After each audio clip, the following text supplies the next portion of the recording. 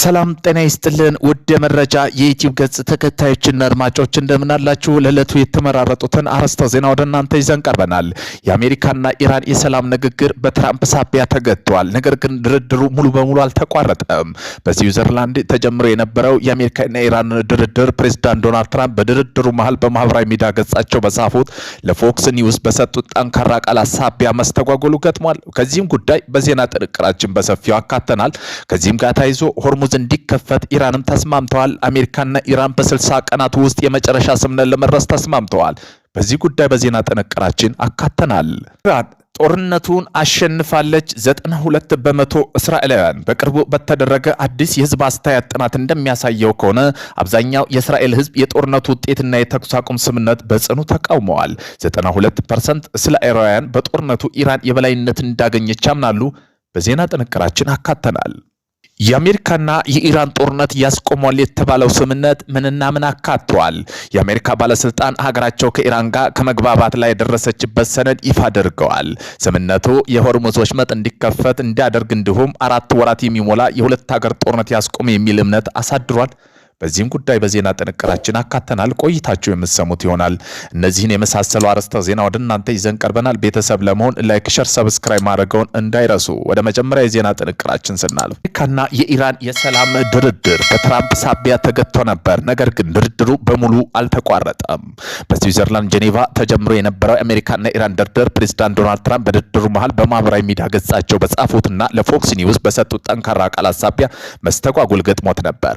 ለድርድሩ ጊዜያዊ መቋረጥ በዋናነት የተጠቀሰው ምክንያት የፕሬዝዳንት ዶናልድ ትራምፕ በድርድሩ መሃል በማህበራዊ ሚዲያ ወይም ሶሻል ሚዲያቸው ገጻቸው ላይና በፎክስ ኒውስ ኢራን ላይ የሰነዘሩት ዛቻ ነው። በዚህም እንደ ፎክስ ኒውስ መረጃ ዶናልድ ትራምፕ ምን አሉ የሚለውንም ሲያጠናቅረው ሰርጡን ከዘጋችሁ ከእንግዲህ ሀገር አይኖራችሁም፣ ወደዛች ሀገራችሁ መመለስ እንኳ እድል አታገኙም፣ የቀረ ሀገሪቱን ክፍል በሙሉ እንቆጣጠራለን፣ አስፈላጊ ከሆነ ሰርጡ ራሳችሁ በቁጥጥር ስር ልናውላቸው እንችላለን፣ ሙሉ በሙሉ አርማቸዋለሁ ማለቱን ነው። በኋላም በትሩዝ ሶሻል ገጻቸው ላይ ኢራን በሊባኖስ ያሉትን በከፍተኛ ሁኔታ የምትከፍላቸውን ተላላኪ ሂዝቦላ ማለታቸው ሲሆን ረብሻ ከመፍጠር በአስቸኳይ ማስቆም አለባት። ይህ ካላደረጉ ባለፈው ሳምንት ከመታናቸው በላይ ኢራን በጣም ጠንከር አድርገን እንደገና እንመታለን ሲሉ ዛቱ። ይህ የፕሬዝዳንት ዶናልድ ትራምፕ የቃላት ኢራን ተደራዳሪ አስቆጥቶ ለጊዜው ድርድሩ እንዲገታ ምክንያት ሆኖ ነበር። የኢራን ዋና ተደራዳሪ የሆኑት መሐመድ ባገር ጋሊፍ የአሜሪካ ዛቻ ከቁም ነገር አንቆጥረውም፣ ለንግግራቸው ቢጠነቀቁ ይሻላል፣ ጦራችን ሁሌም ዝግጁ ነው አሉ። የፖለቲካ ተንታኞች እንደሚል ከሆነ በትራምፕ በኩል የሚታየው ያልተጠበቀ አካሄድ እሳቸው በለመዱት የድርድር ጥበብ ዘ አርት ኦፍ ዴል ስትራቴጂ ላይ የተመሰረተ ነው። ይህ የአሜሪካ ድርድር በጠረጴዛ የበላይነቱን ለመያዝ እና በተደራዳሪዎቹ ላይ ጫና ለማሳደር የምታደርገው ተግባር ነው። ምንም እንኳ ድርድሩ ለጊዜው ቢገታ ሙሉ በሙሉ እንዳልተቋረጠም ተገልጿል። በዚህም በአሜሪካና በኢራን በ60 ቀናት ውስጥ የመጨረሻ ስምምነት ለመድረስ ሆርሙዝ እንዲከፈት ተስማሙ። የፓኪስታንና ኳታር አሸማጋዮች የተካሄደው የ12 ሰዓት ስኬታማ ውይይት ተከትለው ሁለቱ ሀገራት የሚከተሉትን ቁልፍ ጉዳይ ላይ ስምምነት ደርሰዋል። የኒውክሌር እና እገዳዎች በጉዳይ ላይ የሚሰራ ከፍተኛ ኮሚቴ የተቋቋመ ቴክኒካዊ ውይይት ስዊዘርላንድ ጄኔቫ እንደሚቀጥል ተወስኖ የሆርሙዝ ባህር ደህንነት ለቀጣዩ 2 ወራት ባህሩ በሰላም ለሁሉም የንግድ መርከቦች ክፍት ሆኖ እንዲቆይና የሊባኖስ ቀውስ በሀገሪቱ ያለው ወታደራዊ እንቅስቃሴ ለማስቆም የግጭት መፍቻ ማዕከል ለማቋቋም ስምምነት ላይ ደርሰዋል። ጦርነቱን አሸንፋለች። 92% የሆኑት እስራኤላውያን በሰጡት አዲስ ጥናት ላይ በተሰበሰበው መረጃ እንደሚያሳየው አብዛኛውን የእስራኤል ሕዝብ የጦርነቱ ውጤትና የተኩስ አቁም ስምምነት በጽኑ ተቃውመዋል። 92% እስራኤላውያን በጦርነቱ ኢራን የበላይነት እንዳገኘች ያምናሉ። 72.5% የሚሆነው ሕዝብ የጠቅላይ ሚኒስትር ቤንጃሚን ኔታንያሁ ትልቅ እድል ተቀናይተዋል ንግግር ውድቅ አድርጓል። 87.8% የሚሆነው ደግሞ ሀገሪቱ ወታደራዊ ግቧ እንዳላሳካች ያምናሉ። በፕሬዝዳንት ዶናልድ ትራምፕ አደራዳሪነት የደረሰው የተኩስ አቁም ስምምነት አብዛኛው ሕዝብ ያልወደደው ሲሆን 82.9% እስራኤላዊ የሀገሪቱ ደህንነት መዳከሙን ገልጸዋል። እንደ ሚኒስትሩ ቤን ግሪቨን ያሉ ቀኝ አክራሪ ፖለቲከኛ ጦርነቱ እንዲቀጥል እየገፋፉ ሲሆን 48.2% ሕዝብ በሂዝቦላ ላይ አዲስ ጥቃት እንዲከፈት ይደግፋሉ። ይህ የህዝብ ቅሬታና የፖለቲካ ጫና የተፈጠረው ጠቅላይ ሚኒስትር ቤንጃሚን ኔታንያሁ የሙስና ክስ ሂደቱ ወደ ማጠናቀቅ በተቃረበበት እጅግ ፈታኝ ወቅት በሆነበት ወቅት ነው። አሜሪካና የኢራን የሰላም ድርድር ተቋረጠ። የኢራን ልዑኮች አዳራሹን ለቀው ወጡ። በስዊዘርላንድ ጄኔቫ የተጀመረው የሁለት ሀገር ውይይት የኢራን ተደራዳሪዎች አዳራሹን ለቀው መውጣታቸውን የጋራ ፎቶ ለመነሳት ፈቃደኛ ባለመሆናቸውን ያለ ስምምነት ተጠናቋል። ምክትል ፕሬዝዳንት ዴቪድ ቫንስ ውይይት በነበሩት ወቅት ፕሬዝዳንት ዶናልድ ትራምፕ ሆርሙዝ ወሽመጥ ከተዘጋ በኃይል እንወስዳለን፣ ሀገር ማይኖራትም በሚል ጠንካራ ማስጠንቀቂያ መሰንዘራቸውን ለተደራዳሪዎቹ መውጣት ምክንያት ሆነዋል። የአሜሪካ መከላከያ ሚኒስትር ኢራን ሂዝቦላ ማስታጠቅ ካላቆመች በቦምብ እንደምንደበድባት ይዛቱ ሲሆን ኢራን በበኩሏ በሊባኖስ ያለው ጦር ካልቆመ ድርድር የለም ስትል አሳውቃለች። የኢራን ተደራዳሪዎች አዳራሹን ለቀው የወጡበት በዛሬው ዕለት በአሜሪካና ኢራን ተደራዳሪ በስዊዘርላንድ ጄኔቫ ተገናኝተው የነበረ ሲሆን አሁን በወጡ መረጃ መሰረት የኢራን ተደራዳሪዎች አዳራሹን ለቀው ወጥተዋል። የኢራን ተደራዳሪዎች አሜሪካ ልዑክ ጋር የጋራ ፎቶ አንነሳም ብለዋል። ለዚህ ምክንያት ደግሞ ፕሬዝዳንት ዶናልድ ትራምፕ በጻፉት በሶሻል ሚዲያ ገጻቸው ላይ ነው። ለዚህም በመሆኑ ትራምፕ ሆርሙዝ ወሽመጥ ላይ ቀረጥ ለመጣል ሲዝቱ የአሜሪካው ፕሬዝዳንት ዶናልድ ትራምፕ በኢራን ላይ በሁለት ወር የመጨረሻ ስምምነት ለመድረስ ካልተቻለ አሜሪካ ስትራቴጂካዊ በሆነ የሆርሙዝ ባህር ወሽመጥ ላይ የትራንዚት ታሪፍ እንደምትጥል አስጠንቀቁ። ቅዳሜ እሁድ በካምፕ ዴቪድ እያሳለፉ የሚገኙት ትራምፕ ከኢራን ጋር ጦርነት ለማቆም የተደረሰው የመጀመሪያ ስምምነት በዚህ ወሳኝ የውሃ መስመር ላይ ለሁለት ወራት ወይም 60 ቀናት ያህል ያለምንም ክፍያ በነፃ የመንቀሳቀስ መብት እንደሚፈቅድ አስምረውበታል። ሆኖም ግን ስምምነቱ ሙሉ በሙሉ ካልተጠናቀቀ አሜሪካ የራሷ ታሪፍ እንደምትጥል ገልጸዋል። ትራምፕ አክለው ከዚህ ታሪፍ የሚሰበሰበው ገንዘብ አሜሪካ መካከለኛው ምስራቅ ሀገራት ለምታደርገው ወደፊት ለምታበረክተው አገልግሎት ወጪዎችን ለመተካት የሚል መሆኑን ተናግረዋል። ይህ በእንዲህ እንዳለ ፕሬዝዳንት ከኢራን ጋር የተፈራረሙት ስምምነት ሆርሙዝ ባህር ወሽመጥ ታሪፍ ጉዳይ በተመለከተ አሜሪካ ከፍተኛ ትችት እየገጠማቸው ይገኛሉ። አሜሪካውያን ዋነኛ ስጋት ስምምነቱ 60 ቀናት ወይም 2 ወር ብቻ ክፍያ ነፃ መሆኑ የሚያረጋግጥ ወደፊቱ ሊጣል የሚችል ክፍያ በግልጽ የማይከለክል ውሳኔ ላይ መሆኑ ነው። ይህ ሁኔታ ዓለም አቀፍ የነዳጅና የንግድ መስመር ዋስትና አደጋ ላይ ሊጥል ይችላል የሚል ከፍተኛ ክርክር አስነስተዋል። ፕሬዝዳንት ትራምፕ የመጨረሻ ውሳኔ በአሜሪካ እጅ እንደሆነ ጥቅማቸውን ለማስከበር ወደ ኋላ እንደማይሉ በጽኑ አቋማቸው እየተሟገቱ ይገኛሉ። ከዚህም ጋር ተያይዞ የአሜሪካና ኢራን ጦርነት ያስቆመ የተባለው ስምምነት ምንን ይዟል? የአሜሪካ ባለስልጣን ሀገራቸው ከኢራን ጋር ከመግባባት ላይ የደረሰችበት ሰነድ ይፋ አድርገው ስምምነቱ የሆርሙዝ ወሽመጥ እንዲከፈት እንደሚደረግ እንዲሁም 4 ወራት የሚሞላ የሁለት ሀገር ጦርነት ያስቆመ የሚል እምነት አሳድረዋል። የትራምፕ አስተዳደር ባለ 14 ነጥብ ስምምነቱን ከአፈጻጸም ላይ የተመሰረተ መሆኑን ተናግረው ኢራን ልትጠቀም የምትችለው ስምምነት የምታከብር ከሆነ ብቻ ነው አሉ።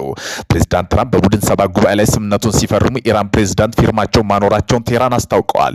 የስምምነቱ ነጥቦች ምን ይዟል የሚለው አንድ ባንድ በዜና ትንታኔ እናያቸዋለን። አንደኛ የምንመለከታቸው በሁሉም ግንባር ጦርነት ማቆም። የስምምነቱ የመጀመሪያ አንቀጽ አሜሪካ፣ ኢራን እንዲሁም አጋሮቿ ወታደራዊ ዘመቻ አሁኑና በቋሚነት ሊባኖስ ጨምሮ በሁሉም ግንባር ጦርነት ይቆማል ይላል። ከአሜሪካ አንጻር ትራምፕ የእስራኤል ጦር በሂዝቦላ የምታካሄደው ዘመቻ አላቸው ስጋት እየጨመረ የመጣ ሲሆን ከኢራን ጋር ያለው ስምምነት ያበላሸዋል ተብሎ ይሰጋል። ቴህራን በበኩሏ በተደጋጋሚ ስምምነቱ ውስጥ ሊባኖስ መካተቷን በማንሳት እነርሱ እንዲከበር ጠይቃለች። የእስራኤል ወታደራዊ ዘመቻ በሊባኖስ መቀጠሉ የመግባቢያው ሰነድ ጥሰት የሚያመላክት ሲሆን አስፈላጊ እርምጃ ወስዳል ሲሆን ኢራን የውጭ ጉዳይ ሚኒስተር ቃል አቀባይ ረቡዕ ተናግረዋል። ስምምነቱ ከአሁን በኋላ ሁለቱም ወገኖች ወታደራዊ ዘመቻ እንደማይጀምሩ፣ እርስ በርሳቸው እንደማይታኮሱ እንዲሁም የሊባኖስ የግዛት አንድነት ሉዓላዊነት እንደሚያረጋግጡ ይደነግጋል። የመጨረሻው ስምምነት ግጭት ዘላቂ እንዲቆም ያደርጋል የሚል ሀሳብ ሰነዱ ሰፍሯል። እስራኤል በዚህ ጉዳይ ምላሽ እንደምትሰጥ ግልጽ አይደለም። በሁለተኛ የውስጥ ጉዳይ ማክበር በሰነዱ ላይ የሰፈረው ሁለተኛው ሀሳብ አሜሪካና ኢራን ያንዳቸው ሌላኛው ሉዓላዊነት የግዛት አንድነት ያከብራል እንዲሁም እያንዳንዳቸው በሌላኛው የውስጥ ጉዳይ ጣልቃ ከመግባት ይቆጠባል። በኢራን ተቃዋሚ ቡድን ዘንድ ቅሬታ ሊፈጥር ይችላል። ይህ በአመቱ አጋማሽ ትራምፕ በኢራን ከተማ በተቀጣጠለው የመንግስት ተቃውሞ ወቅት ለሰልፈኞች እርዳታ እየመጣ ነው ሲሉ ቃል ገብተው ነበር። በሶስተኛ የሚራዘመው የ60 ቀን የጊዜ ገደብ ወይም 2 ወር በሰነዱ ውስጥ ሶስተኛ የተቀመጠው የአሜሪካ ኢራን ቢበዛ 2 ወር ወይም 60 ቀን ምንም እንኳ ይህ የጊዜ ገደብ በጋራ ስምምነት ሊራዘም ቢችል ለመደራደርና የመጨረሻ ስምምነት ለመድረስ ይጥራል ይላል። የ60 ቀና ጊዜ ገደብ የሚጀምረው የሁለቱ ሀገራት መሪዎች በዚህ ሳምንት መጨረሻ ጄኔቫ ሊካሄድ የታቀደው ስነ ስርዓት የመግባቢያ ሰነዱ በይፋ ሲፈርሙ ነው። የኢራን የውጭ ጉዳይ ሚኒስትር ቃል አቀባይ ኢስማኤል ባጌር እስካሁን ድረስ ጄኔቫ ስብሰባ እቅዳቸው አልተለወጠም ብለዋል። የመግባቢያ ስምምነቱን በተመለከተ የሁለቱ ሀገራት ፕሬዝዳንቶች እንዲፈርሙ ፍላጎት ያለ ሲሆን ይህ በአሁኑ ወቅት በግምገማ እየተደረገበት ነው። ሚኒስትሩ በተጨማሪም በስምምነቱ መሰረት 60 ቀናት ወይም 2 ወር ውስጥ የመጨረሻ የመግባቢያ ላይ እንደሚደርስ አረጋግጠዋል።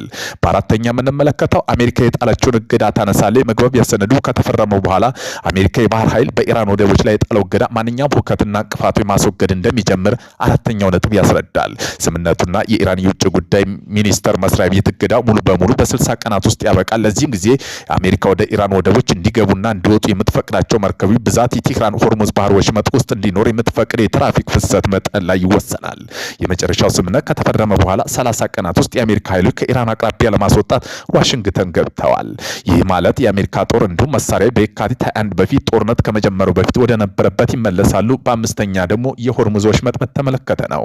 የስምምነቱ አካል እንደሚያመለክተው ስምምነቱ ሲፈረም ኢራን የንግድ መርከቦች በሆርሙዝ የባህር ወሽመጥ ውስጥ ያለምንም ክፍያ በሰላም እንዲያልፉ የተቻላትን ሁሉን ለማድረግ ዝግጅት ታደርጋለች። ይህ ጦርነት ከተጀመረና ሆርሙዝ ወሽመጥን ከተዘጋበት ጊዜ ጀምሮ በአሜሪካ በይፋ ስትናገር የነበረው ግብ ሲሆን ይህ ዓለም አቀፍ የነዳጅ ዋጋ ጭማሪ አድርጓል። ሰነዱ እንደሚያመለክተው የመርከቦች እንቅስቃሴ ወዲያውኑ ይጀምራል። የቴክኒክና ወታደራዊ እንቅፋቶችን ማስወገድ፣ የፈንጅ ማምከን ስራዎች ማከናወን አስፈላጊ መሆኑ ከግምት ውስጥ ማስገባት ነው። ባለስልጣኑ ቀደም ሲል በሰጡት አጭር መግለጫ መርከቦች ሆርሙዝ ወሽመጥ በኩል የሚያደርጉትን ጉዞ ክፍያ እንደማይጠይቁ በተደጋጋሚ በግልጽ ለማድረግ ሞክረዋል። በረጅም ጊዜ ውስጥ ሰነዱ የሚያመለክተው ኢራን ከኦማንና ከሌሎች ባህር ሰላጤ ሀገራት አጋሮች የሆርሙዝ ባህር ወሽመጥ እንዴት ማስተዳደር እንደሚችሉ ሰፊ ስምምነት በማዘጋጀት ላይ ተሳትፋለች። አሜሪካ ኢራን መብቷ በኃይል እንደምታረጋግጥ ታምናለች። ነገር ግን ባህር ሰላጤው ሀገራት የክፍያ ስርዓት የሚኖርበት ወጪ ጊዜ በፍጹም እንደማይቀበሉት ባለስልጣኑ ያስረዳሉ። በስድስተኛ ለኢራን መልሶ ግንባታ ገንዘብ ማሰባሰብ ነው። ስምምነቱ በስድስተኛ ነጥብ ላይ እንደሚያሳየው አሜሪካና ቀጣይ አጋሮቿ 300 ቢሊዮን ዶላር የሚያወጣ ለኢራን መልሶ ግንባታ የምጣኔ ሀብት ልማት የሚያገለግል ግልጽና በጋራ ስምምነት የደረሰ እቅድ ያዘጋጃሉ። ሁለቱም ሀገራት ዝርዝር ከመጨረሻው ስምምነት በኋላ ባለፉት 60 ቀናት ወይም 2 ወር ውስጥ አዘጋጅተዋል። አሜሪካ ስምምነቱ ተግባራዊ እንዲሆን ይፋ የሆነ ማረጋገጫ ትሰጣለች። ሆኖም ግን ይህ ማለት አሜሪካ በገንዘብ ረገድ ትሳተፋለች ማለት አይደለም አሉ አንድ ባለስልጣን። አሜሪካ ለኢራን 74 ሳንቲም ገንዘብ መክፈል ወይም ለገንዘብ መዋጮ እንደማታደርግ ገልጸዋል። ለባለስልጣኑ ለምሳሌ ማለትም ኢራን ባህራዋን ተገቢ ባህሪ የምታሳይ ከሆነ ኤምሬትስ ባለስልጣን በአሜሪካ ይሁንታ የተሰጠ ለኢራን ኃይል ማመንጫ በግባት እንደሚችሉ ተናግረው ትራምፕና ሌሎች ባለስልጣን በአሜሪካ ህዝብ ለኢራን በቀጥታ የሚከፈል ነገር እንደማይኖር ግልጽ ለማድረግ ብዙ ጥረዋል።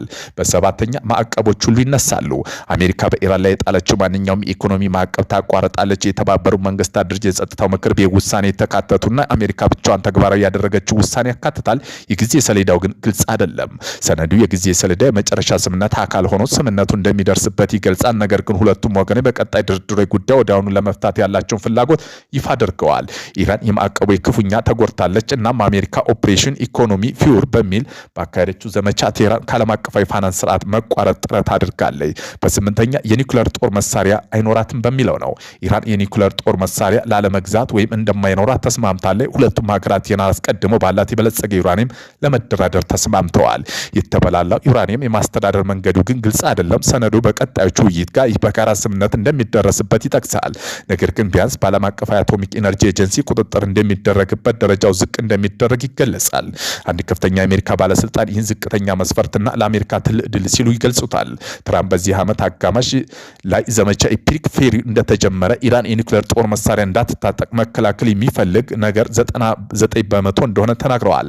አሜሪካ ስምምነቱን በአፈጻጸም የተመሰረተ መሆኑን ስትገልጽ በአንቀጽ 7 ላይ የተገለጸ የማዕቀብ እፎይታ ከ8ኛው ነጥብ ጋር የተቆራኘ ነው። በ9ኛና 10ኛ ባለበት የሚቆመው የኒውክሌር ፕሮግራም አሜሪካ ኢራን የኒውክሌር ጉዳይ በአሁኑ ባለበት ለማቆየት ተስማምተዋል። ኢራን የኒውክሌር ፕሮግራሟ ባለበት ለማቆየት ተስማማች ሲሆን ሁለቱም ወገኖች በከፍተኛ ደረጃ የተብላላ ዩራኒየም ምን ማድረግ እንዳለባቸው ወደፊት የሚጋሩበት ይሆናል። በተግባር ይህ ማለት አሜሪካ አዲስ ማዕቀብ አትጥልም ማለት ሲሆን እስከዚያው ድረስ እንደ ባንክ ግብአቶች፣ ትራንስፖርት ያሉ ነዳጆች፣ የነዳጅ ምርቶችና ሌሎች ተያያዥ አገልግሎት በኤክስፖርት ይሁንታ ትሰጣለች። በ11ኛ እንዳይንቀሳቀሱ የተደረጉ ሀብቶች ይህ ለድርድሩ ከፍተኛ እንቅፋት ሆኖ ቆይተዋል። ኢራን እንዳይንቀሳቀሱ የተደረጉ ሀብቶች እንዲለቀቁ ለረጅም ጊዜ አጥብቃ ስትጠይቅ ቆይታለች። ይህም ለሀገሪቱ ሌላ ኢኮኖሚ ህልውና ይሰጣል። የሰነዱ 11ኛው ነጥብ እንደሚያመለክተው የመግባቢያው ሰነድ ከተፈረመ በድርድሩ ወቅት በሂደት ላይ በስምምነት ከተደረሱ በኋላ አሜሪካ የተከለከሉ ወይም የታገዱ ሀብቶች ሙሉ በሙሉ ትለቃለች። ይህ አንድ አሜሪካ ባለስልጣን ረቡዕ ዕለት ለጋዜጠኞች እንደተናገሩ ከስምምነት በኋላ የሚደረግ ውይይት ኢራን የበለጸገ ዩራኒየም የሚመለከት ስትስማማ እንደ ማበረታቻ ሀብቶች ቀስ በቀስ እንደሚለቀቁ ተናግረዋል። ከ12ኛ እስከ 14ኛ ያለው ቁጥጥርና የመጨረሻው ድርድር የሰነዱ የመጨረሻ ጥቂነት ወይ ስምምነቱ እንዴት እንደሚካሄድ የሎጂስቲክ ዝርዝር ያቀርባል። አሜሪካ ኢራን የስምምነቱ ተግባራዊ አፈጻጸም ለመከታተል ምንም እንኳ ይህ በተግባር ምን እንደሚመስል ግልጽ ባይሆንም ስርዓቶች እንደሚያደራጁ ይጠቅሳሉ። ከዚህ በተጨማሪ ከተፈረመና ተግባራዊነቱ ከተጀመረ በኋላ አሜሪካ ኢራን የመጨረሻው ስምምነት ለማድረግ ድርድር ይጀምራሉ። በመጨረሻው የመጨረሻ ስምምነት ሰነድ የተባበሩት መንግስታት ድርጅትና የጸጥታው ምክር ቤት ውሳኔ እንደሚጸድቅ ይገልጻል።